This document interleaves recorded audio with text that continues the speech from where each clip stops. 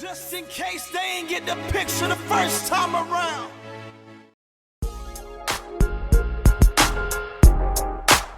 I see you, hater. My motivator. Y'all make me greater. Yeah.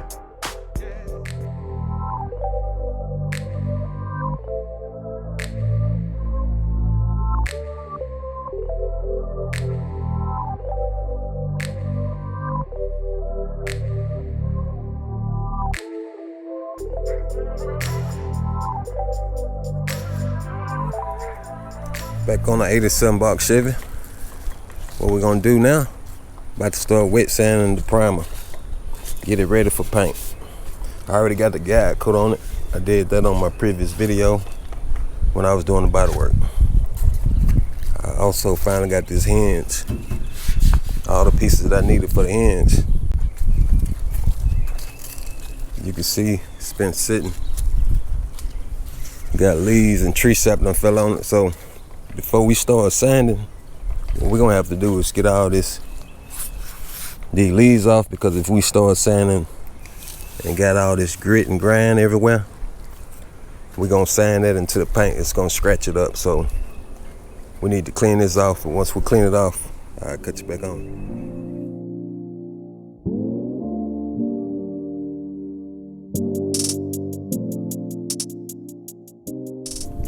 All right, got it washed down. I had to go back and touch up a few spots, like right here. The wheel, it was hitting the fender here and it kind of creased it, so I had to fix that. Look like you're gonna have to get some smaller tires, because these tires are kind of big and it's kind of scrubbing when you turn the wheel. I'll let them know on that. But if you ain't wet sanding or sanding in the covered area, like I'm doing it outside, and already leaves and started back falling on it, you want to make sure you keep the surface clean, especially the flat areas here, because if you don't, trust me, see a leaf just fell right there. If you don't, when you start sanding, you're gonna dig into it, it's gonna be some grit on it, and it's gonna put a deep scratch in it, and you're gonna see it once you start spraying your base coat. So you want to keep those areas clean. Let me show you what sandpaper we're gonna be using. I got it over here. Got a rag, soapy water, and my bucket. And I'm gonna be using 3 different blocks. I got a round block here. Not gonna use that much, probably on areas like it's a little rounded section here. But the rest of it, I use a flat block. Rigid block like this here, it's a rigid block. Then I got a soft block. Put those in my bucket of water. It's 2000. I was doing something with that. But we got 3 different grits that we can go with. I got 320, then I got 400, and I got 600. 320 is it's more aggressive than the rest of it. And if you don't wanna, if you're not gonna be sealing it, you don't wanna use 320. Probably not even 400. But I'm gonna put a seal on it, so I'll be using 320. It put a deeper scratch in it, so it get a paint more to bond to than this 600 or 400. So I use this 320. Also, you'll be able to sand it a lot faster with this 320 than any of these grits here. And I think I got a sheet already cut up. Yeah, I got a sheet cut up. Just cut it in half. Drop it in my water also. We'll let it soak for a couple of minutes. Then we'll find a spot on the car to store it. I think I'll store it back on the deck lid. This is exactly what I was talking about. You can see already something done fell on it.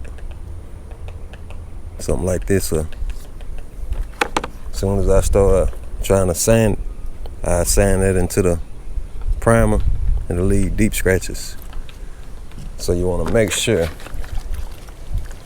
it's clean. That's a must there. All right, we'll get our rigid block and some 320. wrap it around our block.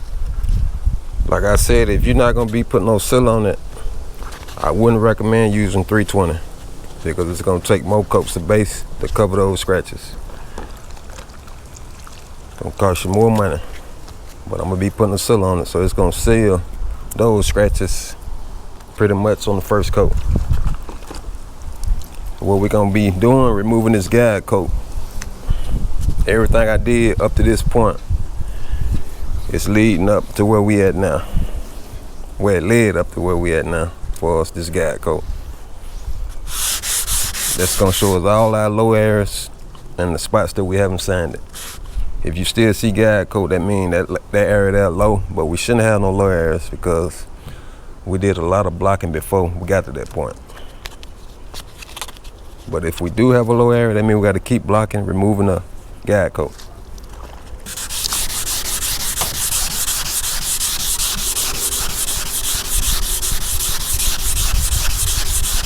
You can see right there, we got no low spots. But if we did, like over here, still see some guide coat, but I still gotta block that some more. Once we get it like this, all over, we're good to go. Let me slide over here some. Now I could pop this deck lid so I won't be hitting up against this here while I'm blocking this panel. But I kind of lift it up so I stay off that panel down.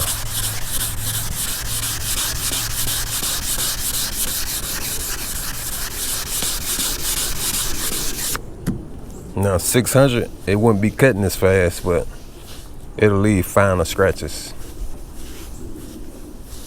But that's how it need to be.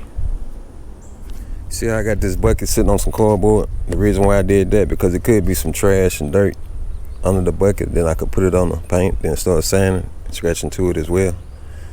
And also, you don't want to sit this bucket in the middle of the hood or the deck lid somewhere. You want to sit it on something that got some strength that ain't gonna flex, because you could dent it. And also you can just get your dish detergent bottle and wet the surface like that. Keep it wet instead of toting this bucket around like that. Pretty much up to you.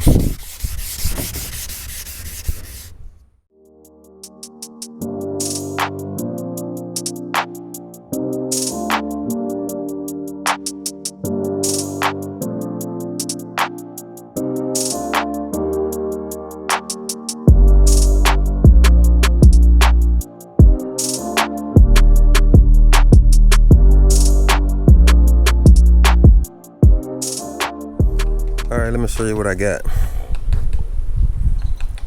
Might be hard to tell from one thing to the other because of these trees out here leaving a shadow. But right here, I stayed away from this here because it's contour. This would be a good time to use this rounded block because you can get in that contour. If you use a flat block, you'll start cutting into it. You'll put deep scratches in this here. That's why I stayed away from it. But if you don't got no rounded block like this here, just take the sandpaper off the block and keep your hand flat and use your hand. Haven't touched this yet.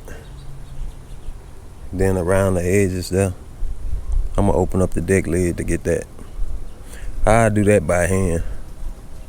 Once I flatten it on out along the edge, I bevel it out by hand. Let's get our sandpaper, wrap it around our block.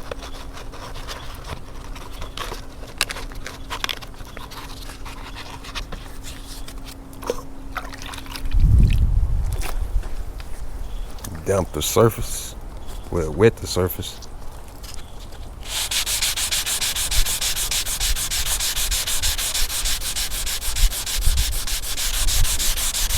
Now you see how it's cutting it. It's not digging into this area here because Cause you will see those scratches, trust me. I just go along this back lip here, then I'll be good.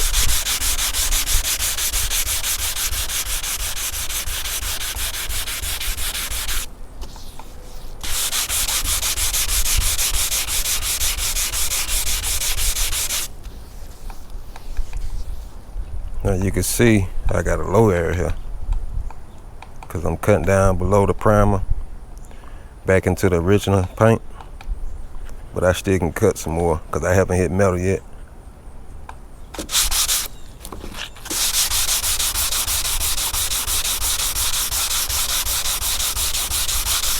See, if I wouldn't have blocked that, I would have never seen that.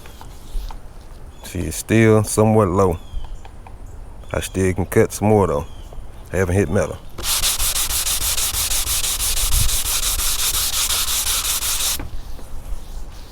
Now, you can see just a little bit more will be good.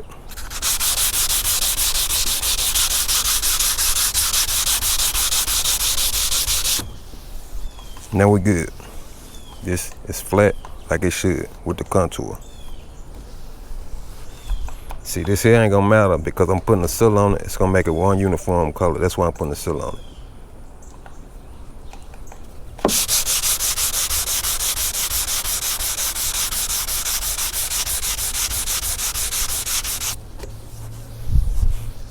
That's why it's good to have all different type blocks on hand when you're doing stuff like this here.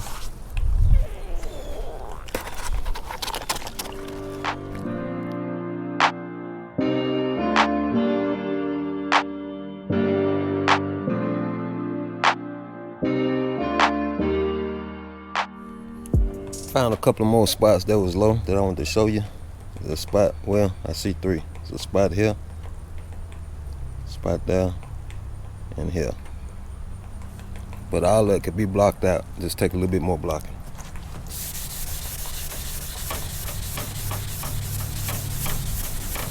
You want to make sure you keep that block flat.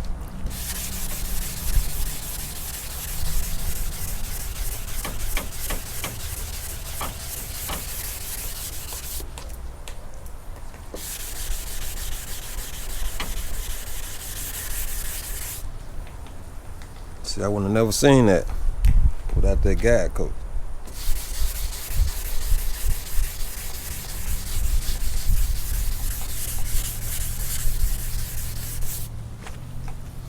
Then I just go back by hand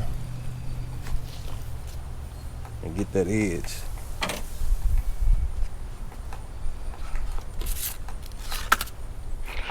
Getting around the edge is what I do. Once the paper gets somewhat old, I take it off the block and tear it in half. Then I use this to bevel the edges off.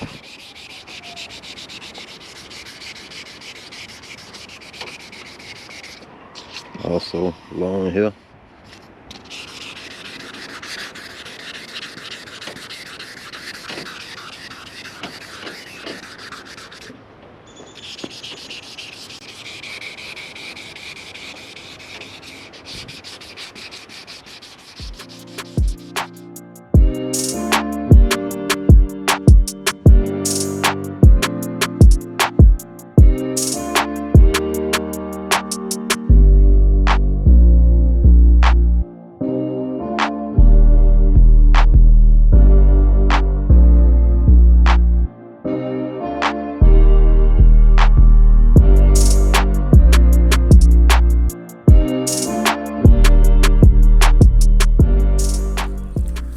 Just wanted to cut you back on, give you an update.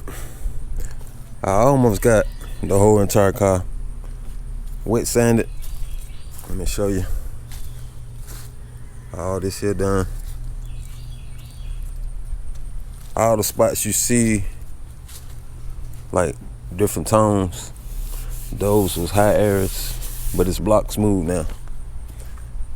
Right here where you see this bright metal, all this block smooth as well.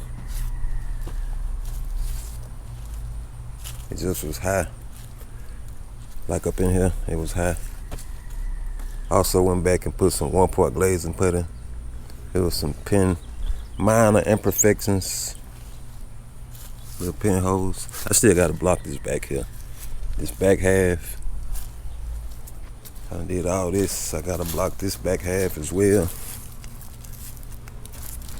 And the bottom of this door.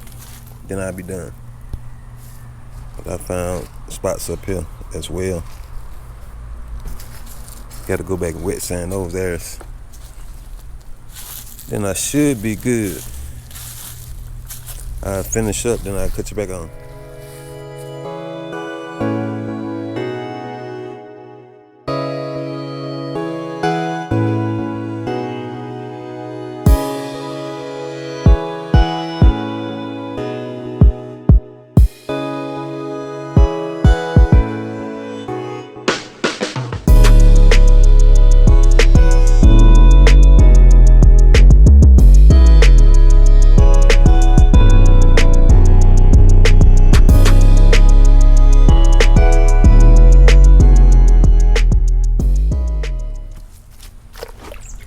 What I do, I work in sections where the body line's at.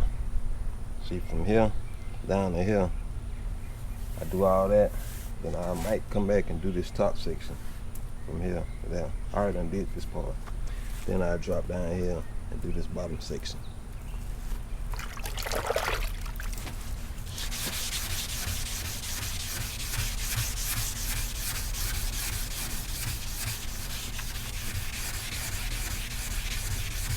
I just keep my rag wet. If I need some water, I just come over it, squeeze it.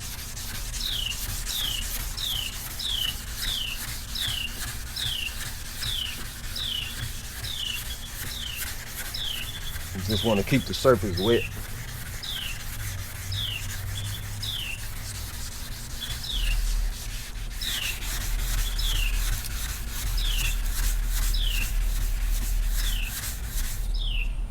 Sometimes I dump my block in the water also, clean it off to get that paste off of it.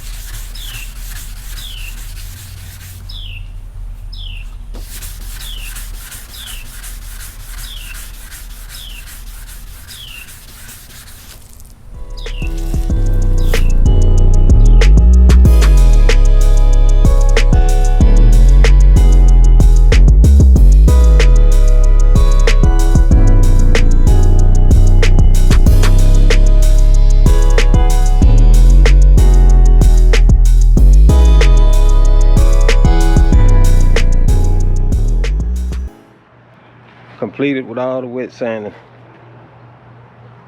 Now, well, I don't wash it off. Now I'll put it on the inside. We'll start masking. If you see some bare metal on some areas, you don't have to go back and mix up no prime or shoot no prime over those bare metal spots. If small areas like this here, you could spray some epoxy prime on it out the can. That'll work on those areas. Plus, I'm putting a seal on it, so that'll help as well. So the next video, we'll be painting this thing. So y'all stay tuned. Oh, let me show you another trick. Let me get this water hose. You can spray some water on an area. It's like a substitute for clear. See this area here? I'm gonna put this water on it. It's gonna show me if this area is flat or not. Once it level off, it's gonna take a second or two to level off.